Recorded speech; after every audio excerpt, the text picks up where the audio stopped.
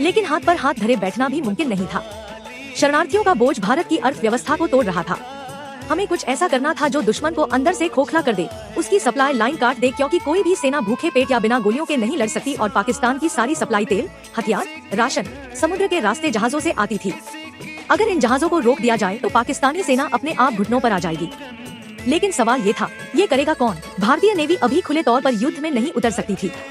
यहीं से जन्म हुआ एक ऐसे आइडिया का जो सुनने में पागलपन लगता था। नई दिल्ली के नॉर्थ ब्लॉक के बंद कमरों में एक गुप्त बैठक चल रही थी। नेवल इंटेलिजेंस के डायरेक्टर कैप्टन मिहिर रॉय और naval chief admiral S M Nanda ने एक अजीब प्रस्ताव रखा। उनका कहना था, हम अपनी नेवी के जहाज में ही भेजेंगे, हम मुक्ति वाहिनी के उन नौजवानों का इस्तेमाल करेंगे जो भारत भाग कर आए हैं। लेकिन यहाँ एक बहुत बड़ी समस्या थी। ये नौजवान कोई सैनिक नहीं थे, ये छात्र थे, किसान थे, मछुआरे थे। इन्होंने कभी बंदूक नहीं पकड़ी थी, कभी अनुशासन नहीं देखा था। क्या इन्हें दुनिया के सबसे खतरनाक नेवल मिशन के लिए तैयार किया जा सकता था? कैप्टन मिहिर राय का जवाब था, हाँ, क्योंकि उनके पास वो हथियार है जो किसी ट्रेनिंग से बड़ा है, बदले की आग। उन्होंने अपने परिवार को मरते देखा है, वो किसी भी हद तक जा सकते हैं।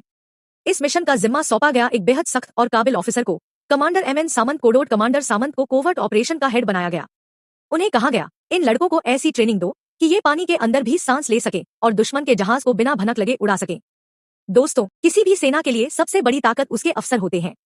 मुक्ति वाहिनी के पास जोश था, लेकिन अनुभव नहीं। उन्हें लीड करने के लिए किसी एक्सपर्ट की जरूरत थी, और ये एक्सपर्ट्स मिले एक बहुत ही फिल्मी और रोमांच तरीके से। मार्च 1971 में फ्रांस के टूलेन शहर में एक पाकिस्तानी पनडुब्बी पीएनएस मैंग्रो खड़ी थी। इस पनडुब्बी के क्रू में कुछ बंगाली अफसर भी थे। जब उन्होंने रेडियो पर सुना कि उनके देश यानी पूर्वी पाकिस्तान में उनकी मां बहनों के साथ क्या हो रहा है, तो उनका खून खौल उठा। इनमें एक नाम था अब्दुल वाहिद चौधरी। चौधरी और उनके 8 साथियों ने एक बहुत बड़ा फैसला लिया।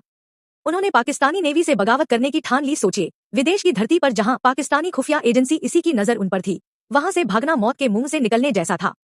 ये 8 जाबाज, जिन्हें बाद में इतिहास ने दी एट सबरीनर्स कहा, अपनी जान हथेली पर रखकर वहां से भागे।